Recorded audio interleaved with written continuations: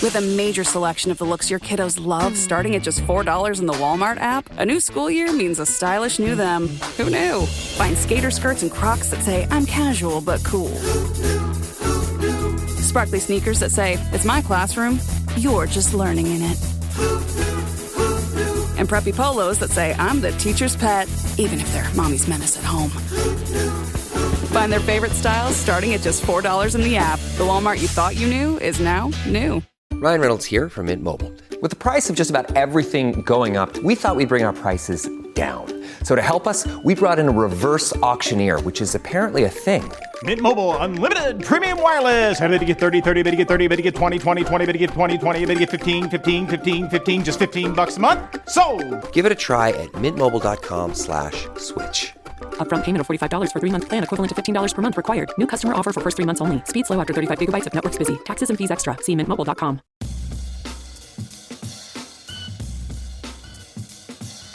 War Eagle, and welcome to another edition of Ever to Podcast, our somewhat regular get-together in audio format here at E2C Network, where we share the Auburn experience, which is all about Auburn sports, Auburn culture, Auburn family stuff. If it's orange and blue, it's what we do. So thank you so much for joining us and what we're going to be doing today on episode 44 of the Ever to Podcast series. That was redundant, wasn't it? Today's date is July 30th. 2025, and today is a big day. Lots to talk about as always. My name is Kyle Loomis, as your host. We're going to catch you up on the latest Auburn news, scuttlebutt discussions, things that you need to be aware of in the Auburn space. Let's talk about it today. We're going to get into, obviously, fall practice starting today, some things around that. We'll talk a little bit of schedules that have been released for other Auburn sports, and maybe just some smaller news items here to round out our show today that I think you're going to find at least somewhat interesting to discuss. So let's jump into that right now. Today is the big day, folks. So many of you waited for it. It's one of those big mile markers in terms of us getting through the doldrums of the offseason. Yes, you are correct. Auburn football fall practice has officially begun. It technically began yesterday with the report day for all the Auburn players to be there and be ready to go to start today. But the first Auburn football practice is this afternoon. And so a lot of excitement, a lot of questions, a lot of maybe answers as well. And so there will be a lot of that in our content here, other places throughout the rest of the, well, it's not even the fall, it's still the summer. What is called fall practice these days. We're going to be talking a lot about it, but I wanted to at least open the show up celebrating that and talk about it. I will go ahead and talk about a few things from the press conference that I found interesting or of note. One of the things that I do want to hit on is the update about Malcolm Simmons. We have addressed it some here on this particular podcast and in our other content as well, but tried to stay away from it as much as possible, not because we're avoiding the subject, but because, hey, there's not a lot of exact information out there. I warned a lot of people beforehand that maybe it would be a good idea to hold your commentary and be cautious in it. I already had to correct a few people in our comment sections that continue to put their foots in their mouth and need to just learn to shut up sometimes, just to be completely honest with you. But here we are with an update from Coach Hugh Freeze. He was asked about it, and of course, sometimes the answer that he gives, people don't really like the answer, but sometimes that's all he has. The official quote from Coach Hugh Freeze was as such for the Malcolm Simmons situation. When he was asked about it a couple times. Based on the information that I've been given from our campus administration who have knowledge of the matter, he's been cleared to participate in team activities. I told people this is exactly the quote you're going to get. Didn't know which words were going to go where, but he was going to say that based on what he knows, he can participate, and that is all he can talk about, and reiterate that when pressed on it again. And some of you are going to take issue with that and say he's just hiding stuff. He's being the same old Hugh Freeze, which I think is just a silly thing.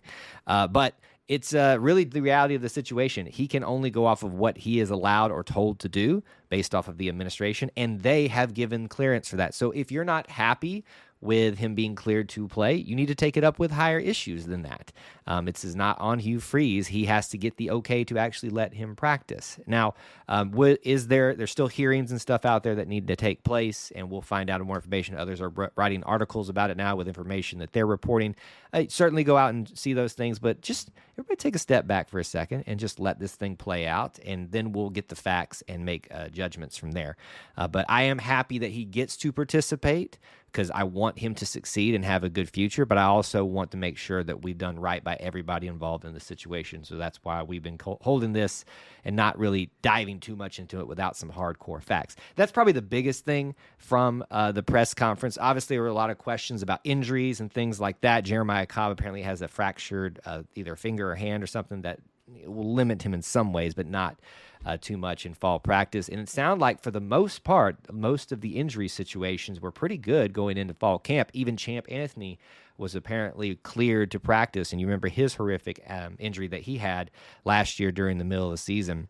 And he was such a big factor for that Auburn defense, that Auburn defensive back group. So we're really happy for that news as well. A lot of excitement, a lot of anticipation. A lot of buzzwords and chemistry talk coming from everything. Just good vibes coming out of the opening of fall practice. Obviously, they haven't touched grass yet as of we're recording this podcast. That'll be later this afternoon, but certainly we can update you if there's anything important from that we should be talking about. I do want to update you on schedules. I think it's always important to do so because even if you're not a fan of this particular sport, it is a good opportunity for you to go see these sports, these programs, when you're there for other things like football or basketball. Auburn Equestrian has released their 2025-26 schedule, and I will roll through it very quickly for you all. We've got Baylor at home. This is October 4th, Baylor at home. October 17th, Berry College at home. Then we'll be on the road, and this happens a lot. They'll take a trip out to Texas. October 24th, Texas A&M. October 25th, SMU. And then back on Halloween, out in Texas for TCU, October 31st. And then they'll round out their fall schedule, South Carolina on November 18th at home, Georgia to round out truly the fall schedule, November 21st at home. And so keep in mind a couple of those fall dates if you're coming to the Auburn football weekends or things like that, even some of the Auburn basketball weekends. Those are great opportunities for you to ride over there and literally ride over there. You see the pun we just did there with horses? Oh, sorry, I'll move on. That was really bad. But those are some opportunities. And then there's a spring schedule as well. UT Martin, January 31st on the road. South Carolina on the road, 7th of February. Back at home with SMU, February 21st, February 28th with Georgia on the road. At Texas A&M at home, March 7th, and then the SEC Championships will be at the end of March, and then following that will be NCEA competitions, because that's the governing body for them, not the NCAA.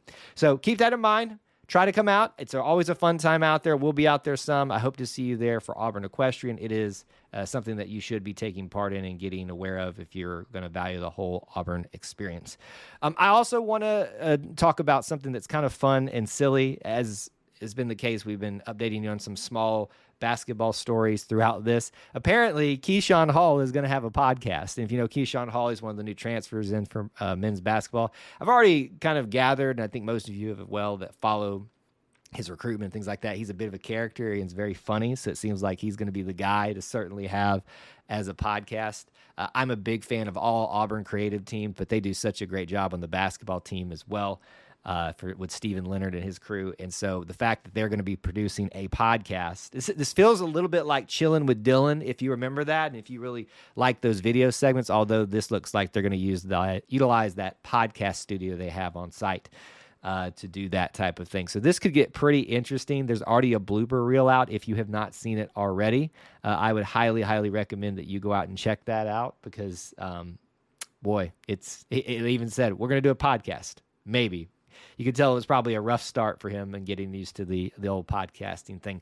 Here's the thing. I know it seems like I'm pitching this as a silly, fun thing, and it probably is, but you may actually get some great insights. One of the great things that I think for fans to do is not just regurgitate what others are writing, saying on social media or websites or things like that, but actually go hear straight from the players and the coaches themselves. And you have lots of opportunities this day and age to do that, to maximize your ability to be able to know what's actually going on in a particular program, at least, what they want you to know. I mean, I grant you that. This is another one of those opportunities to get a quick insight inside what's going on with the program. So be looking for that, Keyshawn Hall. I just scrolled past it again. It's really funny. And then maybe one more quick thing in the academic realm. Let's do that. And this is more so about something outside of Auburn. Apparently, and I wasn't really aware of this, in Huntsville, they have the Auburn University Applied Research Institute. You'll notice this happens a lot. Auburn and other universities as well will have sites. I want to call them campuses because some of them aren't necessarily big enough to be what I would consider campuses, but institutes, sites, buildings, where they are a connection with the university. So students can go there, get some applied research experience, and actually there's people performing research there. This one's up in Huntsville. No shock there. Big presence from Auburn people. They are topping off that new institute right now, and so a lot of people are signing that. The beam has a giant AU on it. Go look up the Auburn University, again, College of Engineering, if you want to see that and some of their pictures. But the coolest thing is it looks like, if I'm looking at this picture correctly, I'm guessing on the top of the building, there's going to be a tumors tree of sorts because they've rolled it, or maybe that's just something that's going to be lower down and they did that just for a silly celebration. But it looks like it's sitting on top of the beam, and I don't think there is anything more Auburn than rolling a tree in celebration of a big milestone. So I just thought that was a cool and fun, unique story that's getting probably lost amongst all of the Auburn fall practice talk. So speaking of, I'm sure we'll have more of that to talk about with you tomorrow. With that in mind, a couple of reminders for you here. We are going to do our best to get you out as much content on that as possible. When the athletic department provides press conferences or player interviews, we're going to be putting that on YouTube and Facebook primarily. I hope you'll go check those things out, especially on YouTube. We'd also love, as a reminder, for you to be part of Auburn Family Night. It's on Wednesday nights at 9 Eastern time. Live call-in show. You don't have to call in. You can, but it is available if you'd like to do that or just be in the chat and hang out with us. 9 Eastern time on Wednesday nights. That is tonight. If you're listening to this episode the day it came out, you can go back and check the replay out to see what you missed if you want to be a part of one in the future. As always, we want to hear from you. Hit us up, e2cnetwork@gmail.com on an email if there's anything you want to discuss with us, talk about, suggest for this show or whatever else. Always happy to hear from you in that or DMs. And we thank you for being here today on Ever to Podcast. And until we talk to you again, War Eagle.